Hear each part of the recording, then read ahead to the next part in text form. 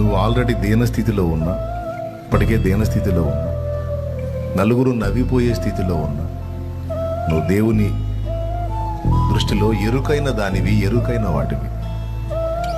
దేవుని చేత ఎరుగబడి ఉన్నావు, నువ్వు గుర్తింపులో ఉన్నావు. నీ విషయంలో ఆయన బాధ్యతగా ఉన్నాడు, ఆలోచన కలిగి ఉన్నాడు. ఇది జస్ట్ ఓదార్పు యాత్ర ఏం కాదు. బైబిల్ వాక్యం నగ్న సత్యం.